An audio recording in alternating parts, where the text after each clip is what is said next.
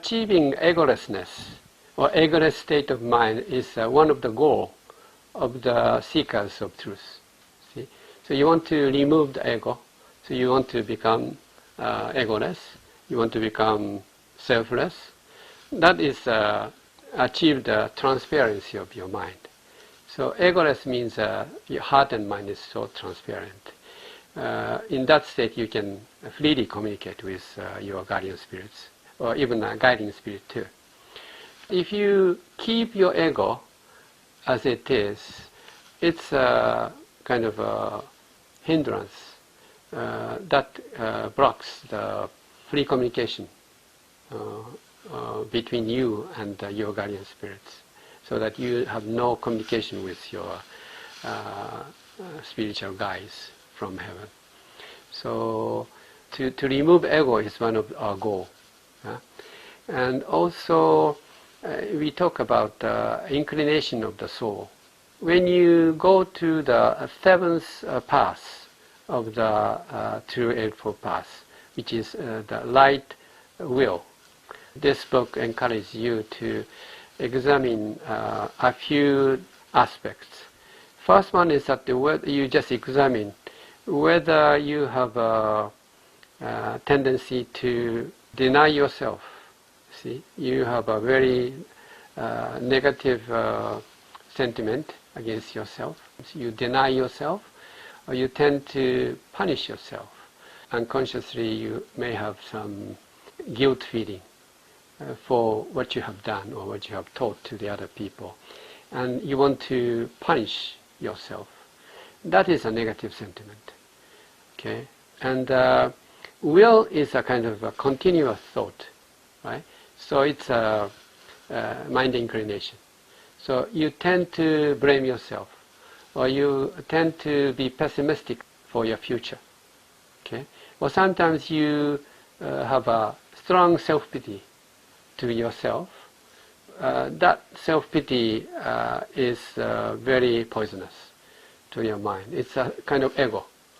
So that if you maintain your self-pity, that will not give you a big success, because you always wishes some sort of sympathy from other people, or empathy. It's a kind of love that takes. See, so if you maintain the tendency of self-pity, you cannot make a big success. You need to abandon this self-pity. You make a lot of regrets if you have this sort of self-pity tendency. You have to determine not to pity yourself, not to sympathize yourself. You just put your heads high and stand up and have a deep breath and provoke courage in your mind and heart, and make a strong conviction. I'm not defeated. I can do it. Huh? I'm not a coward. I am a brave man. Then I can do it. Then this sort of thing will make a great big breakthrough. So that is a negative sentiment you have to overcome, self-pity. I am a big fan of Beatles. And last year I watched a documentary film, 8 days a week. I watched in Amazon Prime Video. And in that video, some of the critics of the music history says that, the good thing about the Beatles is that, those four boys has no sense of self-pity at all. Even if they are born in a very poor family, or it's a workers, laborers class, but they do not put a pity on themselves. They are very proud, and they are very high in energy, and everything they did is to encourage other people, to give love to them. And that is a great feature of the Beatles. So I think his remark is great, because he knows very clearly the harm of the self-pity. Okay, thirdly, you want to have a strong intention to achieve your goal. Master Okawa emphasized to have what we call burning desire, or the strong desire to achieve something. Okay, that is important things. And he used the analogy of Mercedes-Benz and tank, battle tank. If you achieve something, you need to get on the tank, not the Mercedes-Benz. Because if you ride on a Mercedes-Benz, you always worry about keep the Mercedes-Benz as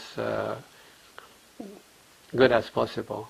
So you don't want to damage the surface of the Mercedes, because it's very expensive. But riding on a Mercedes is kind of analogy of self-pride. You don't want to harm your pride. You don't want your pride harmed or hurt by making failure. Yeah? So you don't challenge, because if you have a big obstacle in front of you, if you make a crash against this rock to remove it, of course that your car, Mercedes, also have a damage. You don't want that. But if you ride on a tank, you can just make shoot and break the rock, and then the passage will be secured, and you can go. You just overcome this sort of barrier. See, the tank is the desire, and Mercedes is wish. You have to employ desire instead of wish to achieve something, and that is a great analogy. Master says that men tend to have a fear or the concern or anxiety. If you try to challenge something, you always have a fear or concern or anxiety. This is a kind of a mind inclination too. But this is also the result that you have a shell of ego. This shell of ego is formed by, for example, your failure, some negative experience in the past. Once you make a failure or setbacks, you have a fear in your mind that you don't want to repeat this sort of failure again. So you just avoid and run away from the challenge. Once it is this sort of coward tendency formed in your mind, it creates a shell of ego. But so far as you maintain this sort of shell of ego, you cannot achieve the good success. What is recommended is to repeatedly give a self-suggestion. You give a positive self-suggestion to yourself. For example, yes, we can. Yes, I can. Yeah. See, you have to give affirmative suggestion many a time to your subconscious. Your subconscious is a consciousness of your brother souls, and since if you challenge something on the first thing in this life, you need lots of courage, yeah? Or you inevitably have some fear. And fear comes from the fear of your brother soul, or guardian spirit sometimes. Yeah? So in order to overcome this sort of fear, the chicken heart, you have to persuade your subconscious by giving them a positive suggestion. Yeah? Yes, I can. Yeah, I can do it. Yeah. Then very often Master Okawa suggests to apply Kigan.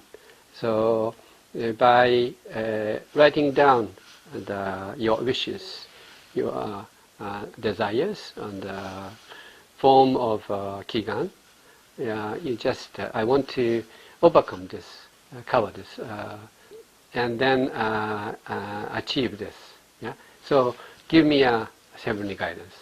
So I think under your instruction and guidance, I'm sure I can make it. Yeah? So by repeating this sort of positive suggestion to your subconscious, you can change gradually the negative tendency and remove this sort of shadow ego. So that you can change the mind inclination, which makes you avoid the challenge. So I think this book, The True Eightfold Path, gives you lots of insight. And every time you read, you can find different discoveries from one to the other. So I recommend that to please keep this book beside you all the time.